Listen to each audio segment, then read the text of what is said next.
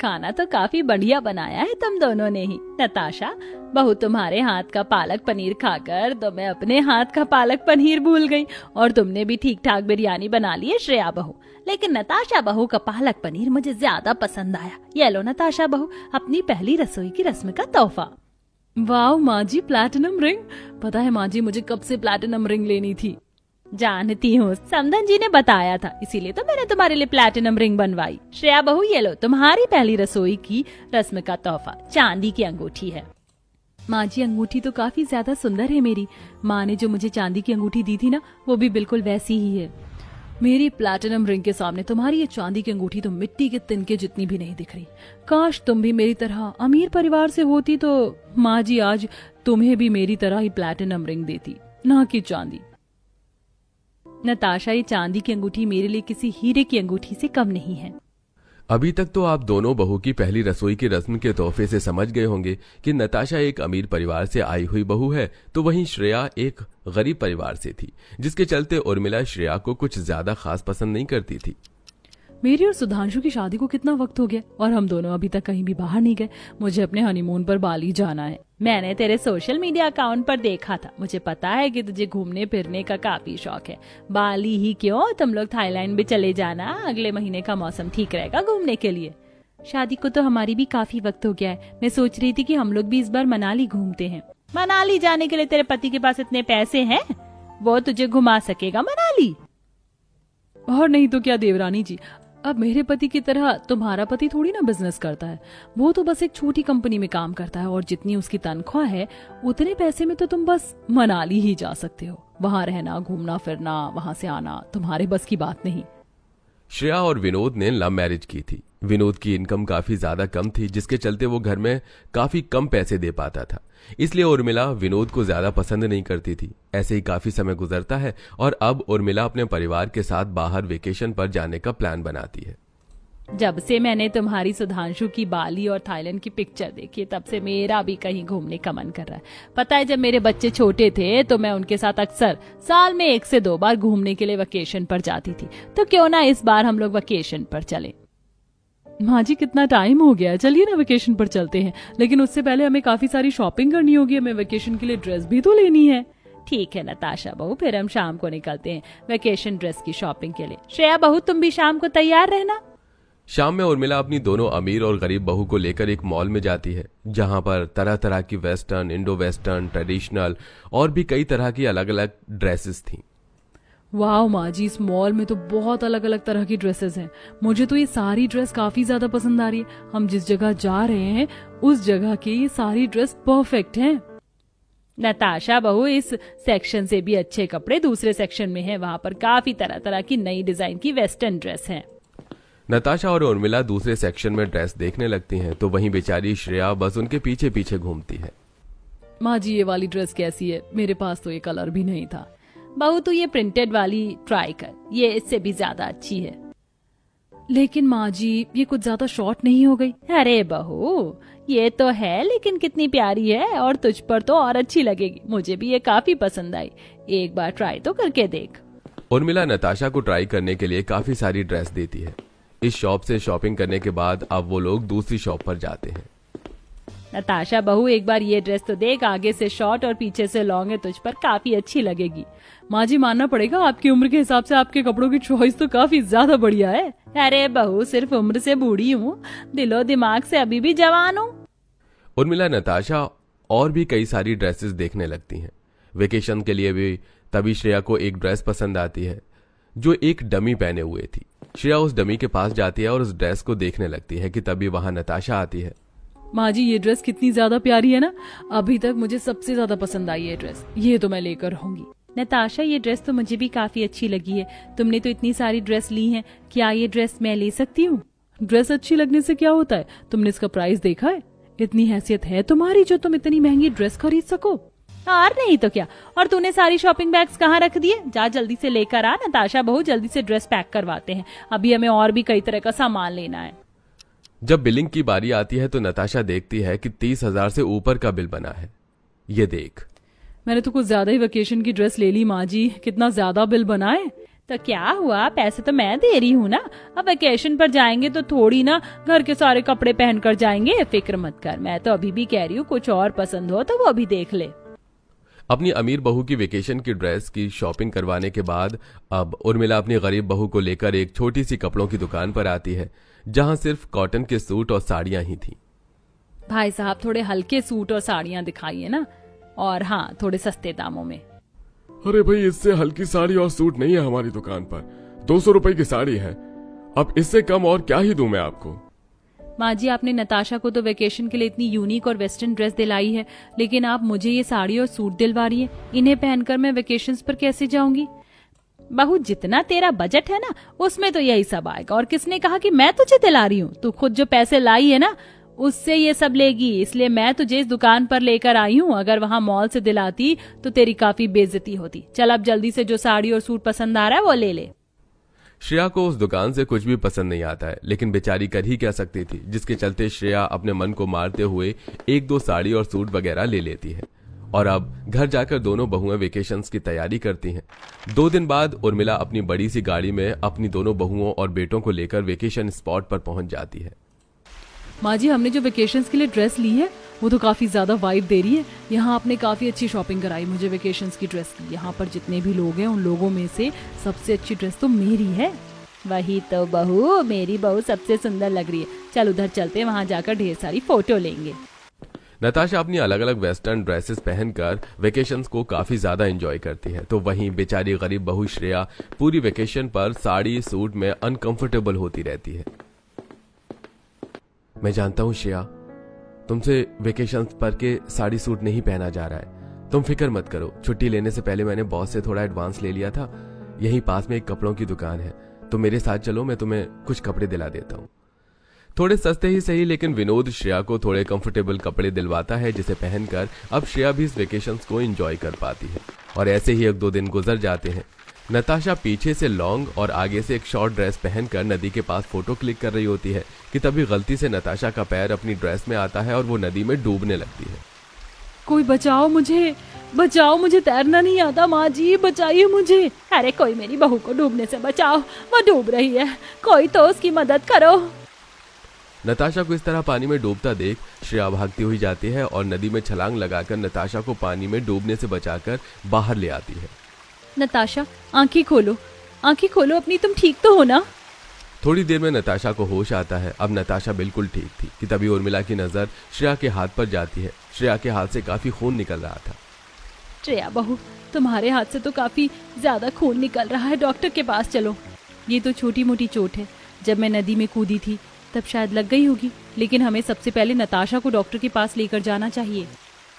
श्रेया, मैंने तुम्हारा इतना मजाक उड़ाया, तुम्हें तुम्हारी गरीबी के चलते नीचा दिखाती रही, और आज तुमने अपनी जान की परवाह किए बिना मेरी जान बचाई, और इस चोट के बाद भी अभी तुम्हें मेरी ही फिक्र है।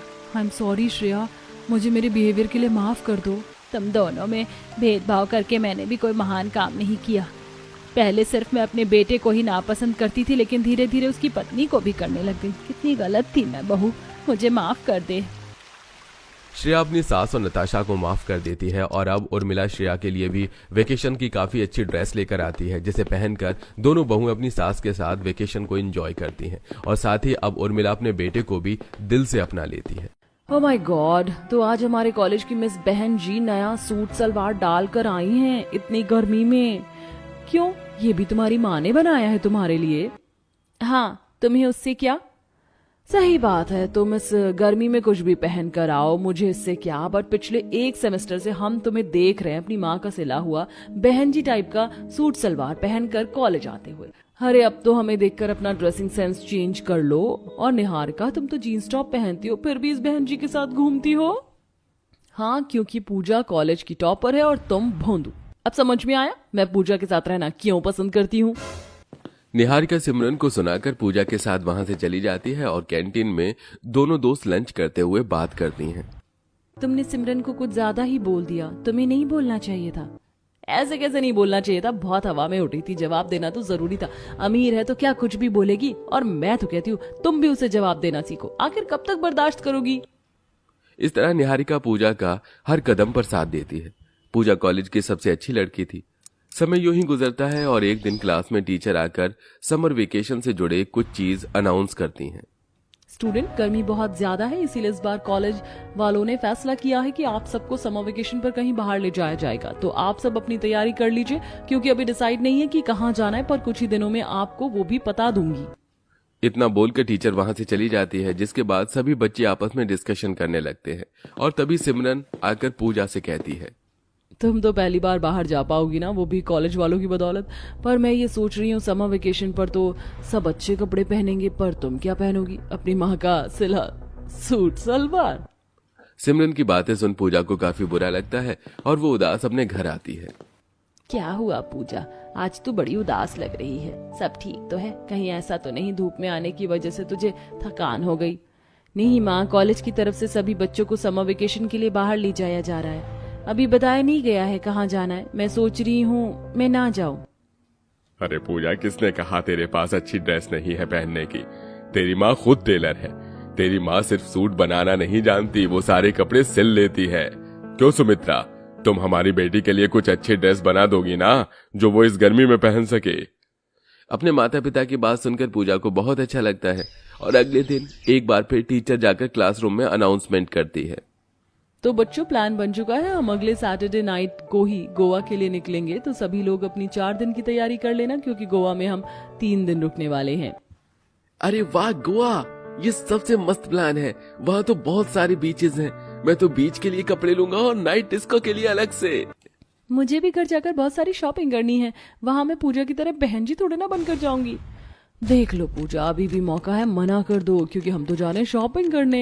एक बार फिर सिमरन पूजा का मजाक बनाकर वहां से चली जाती है। पर जब पूजा अपने घर जाती है तो वो देखती है कि उसकी माँ ने उसके लिए 1 पीस सिला हुआ है। ये देख पूजा, घर में कुछ अच्छे कपड़े रखे थे तो मैंने तेरे लिए उनसे 1 पीस बना दिया। इसे जब तू क्लब, डिस्को या होटल में जाए तो पहनना। माँ, ये ड्रेस तो सच में बहुत अच्छी है। मैंने सोचा नहीं था कि आप इतनी प्यारी ड्रेस मेरे लिए बनाओगे। थैंक यू माँ। पर माँ, हम गोवा जा रहे हैं और मुझे बीच के लिए कपड़े चाहिए, और सबसे इम्पोर्टेंट है ट्रेन में सूट सलवार पहनकर नहीं जा सकती मैं। तू चिंता मत कर बेटा, तेरे पापा बस ऑटो लेकर घर आते ही होंगे। फिर हम कपड़े लेने के लिए तेरे पापा के ऑटो में बैठकर मार्केट जाएंगे। कुछ ही देर में विनोद अपना ऑटो लेकर घर आ जाता है। सुनिए जी, आराम बाद में करना, पहले मेरे साथ मार्केट चलो, पूजा के लिए ड्रेस बनानी है। थका हारा विनोद सुमित्रा के कहते ही बाहर जाकर ऑटो चालू करता है और पूरा परिवार मार्केट जाकर सस्ते कपड़े लेता है और वहीं पर पूजा की मुलाकात सिमरन से होती है। माँ, ये देखो, ये वही बहन जी है जिसके बारे में मैं आपको बताती हूँ। देखो, हमने 10,000 की कपड़ों की शॉपिंग करी, बीच के लिए सनग्लासेस, टोपी, सनस्क्रीन और ड्रेस खरीदी, और ये बेचारी अपनी माँ के साथ आई है कतरन खरीदने के लिए, ताकि कतरन से इसकी माँ इसके लिए सूट सलवार बना सके। अरे बेटा, हर किसी का शौक है, बेचारी को अपना शौक पूरा करने दो, क्योंकि वहां तो तू ही चमकेगी। सिमरन अपनी माँ के साथ एक बार फिर पूजा का मजाक बनाकर चली जाती है और पूजा भी अपने माता पिता के साथ घर आती है। अब सुमित्रा सारा काम छोड़कर सुबह से शाम तक अपनी बेटी के लिए कपड़े सिलने में लग जाती है और घर का खाना विनोद बनाता है। देखते ही देखते 1 हफ्ता बीत जाता है। पूजा, मैंने तेरे बैग में तेरी मिनी स्कर्ट, ट्राउजर, 1 पीस, बीच पर पहनने के लिए ड्रेस, सनग्लासेस, अपने हाथों का बनाया हुआ टोपी, सब कुछ रख दिया है। वहां जाकर बहुत एंजॉय करना। माँ, मैं वहां बहुत एंजॉय करूंगी। इतना बोलकर पूजा अपनी माँ के हाथों की बनाई हुई लोअर टी शर्ट पहनती है। कुछ ही देर में सभी स्टूडेंट टीचर्स के साथ ट्रेन में बैठते हैं, जहां कॉलेज के कुछ बच्चे पूजा का लोअर टी शर्ट देख काफी तारीफ करते हैं। पूजा, तुम तो गरीब हो ना, तुम्हारी माँ तुम्हारे लिए कपड़े बनाती है, फिर तुम ये कौन से फ्रेंड के लोअर टी शर्ट लेकर आई हो? हमें तो नहीं मिले। ये सुमित्रा आंटी का ब्रांड है, तुम्हें कहीं नहीं मिलेगा। निहारिका की बात को सुनकर वो लड़की चुप हो जाती है, पर सिमरन ये सब देखकर अंदर ही अंदर जलती है। कुछ ही देर में ट्रेन से सभी बच्चे होटल पहुंचते हैं और वहां लोग होटल पहुंच के फ्रेश होते हैं, जहां एक बार फिर पूजा साधारण कपड़े पहनती है और इस बार भी उसके कपड़े सबसे अलग होते हैं। अरे पूजा, कॉलेज में तो तुम सूट सलवार पहनकर आती हो, पर यहाँ तो तुमने बहुत अच्छी ड्रेस डाली है। Very good. पता नहीं इसकी माँ इतने अच्छे कपड़े कैसे सिल गई। इसके कपड़ों के आगे तो मेरे कपड़े फीके पड़ गए। जिसको देखो सब इसी के कपड़ों की तारीफ कर रहे हैं, मेरे तो कोई कपड़े ही नहीं देख रहा। कुछ ही देर में सभी बच्चे टीचर के साथ बाहर डिनर करके आते हैं और अगली सुबह बीच पर जाते हैं, जहां सभी बच्चों ने बीच वाले कपड़े पहने होते हैं, साथ में चश्मा, टोपी पहना होता है, पर उन सभी में पूजा की ड्रेस सबसे अलग होती है। पूजा, आज तो तुम बड़ी मस्त लग रही हो। मैंने सोचा नहीं था जिसे पूरा कॉलेज बहन जी कहता है वो गोवा के बीच पर हीरोइन बनकर निकलेगी। मैं कपड़े बहुत सोच समझ कर पहनती हूँ। इतनी गर्मी में कॉलेज में ऐसे कपड़े पहनकर नहीं आती। ऐसे कपड़े मैं तभी पहनती हूँ जब कहीं बाहर जाना होता है। तो प्लीज बातों में टाइम वेस्ट मत करो और मुझे पानी में जाने दो। निहारिका, पानी में चलते हैं, फोटो लेते हैं। पूजा निहारिका के साथ पानी में जाती है और काफी सारी फोटो लेती है। तो वहीं अकेली सिमरन ये सब देखकर जलती है, क्योंकि कोई भी उसके पास नहीं जाता और ना ही उसके कपड़ों के बारे में पूछता है, जिस वजह से अब वो भी सबसे अलग बैठती है। कुछ देर में सभी बच्चे बीच से दोबारा होटल आते हैं। यहाँ हम समर वेकेशन के लिए आए हैं तो हमें और मस्ती करनी है। कल हम सब डिस्को क्लब जाएंगे तो सब रेडी रहना। इतना बोल टीचर अपने रूम में आराम करने चली जाती है और अगले दिन जब सभी बच्चे डिस्को जाने के लिए तैयार होते हैं तो उनमें सबसे ज्यादा सुंदर पूजा लग रही होती है। सिमरन, देख लो, तू इतनी महंगी तो ड्रेस लेकर आई, पर जिसे तू बहन जी कहती थी उसके सामने तेरी सारी ड्रेस फीकी पड़ गई। माफ करना पूजा, जो सिमरन की बात में आकर मैंने तुम्हें बहन जी बोला। अगर मुझे पता होता कि तुम्हारी चॉइस इतनी अच्छी है तो मैं इस सिमरन के साथ कभी शॉपिंग नहीं करती। इसने अपनी तरह मुझे भी खराब ड्रेस दिलाई। तुम सब कितने पलटू हो। पहले खुद ही पूजा को बहन जी कहते थे और आज उसने हम सब में से अच्छी ड्रेस क्या वेयर कर ली। तुम सब पलट गए। पर सबसे बड़ी गलती तो मेरी है जो मैं तुम लोगों को अपना दोस्त कहती रही। कोई बात नहीं सिमरन, ऐसे वक्त पर ही सही गलत की पहचान होती है और किसी को तुम्हारी ड्रेस पसंद आए या ना आए। मुझे सच में तुम्हारी ड्रेस बहुत पसंद है। तुम हमेशा सबसे यूनिक और अलग बनकर आती हो। पूजा, मुझे माफ कर दो। मैंने हमेशा तुम्हारा मजाक बनाया। तुम सही थी। इंसान को कपड़े सोच समझ कर पहनना चाहिए। शायद आज तुम सबसे ज्यादा अच्छी इसीलिए भी लग रही हो क्योंकि हमने कभी तुम्हें इस लुक में नहीं देखा और आंटी सच में बहुत अच्छी सिलाई करना जानती है। मैंने बेकार इतनी महंगी ड्रेस ली, पर अब जब मैं कहीं बाहर जाऊंगी तो तुम्हारी माँ से सिलाई करवाऊंगी ताकि जैसे आज तुमने तारीफें बटोरी हैं वैसे मेरी तारीफ हो। मैं तुम्हारी तारीफ ज्यादा बर्दाश्त नहीं कर सकती। उस दिन सिमरन और पूजा के बीच दोस्ती हो जाती है और वो पहली बार साथ डिस्को जाते हैं, जहाँ काफी देर तक वो डिस्को और क्लब में एंजॉय करते हैं। और एक बार फिर सभी बच्चे ट्रेन पकड़कर अपने अपने घर आ जाते हैं और फिर कभी सिमरन पूजा को ना तो बहन जी बोलती है और ना ही उसका मजाक बनाती है। इस तरह दोनों के बीच दोस्ती हो जाती है और अब सिमरन भी सुमित्रा से अपनी ड्रेस बनवाकर कॉलेज में सूट सलवार पहन कर आती है।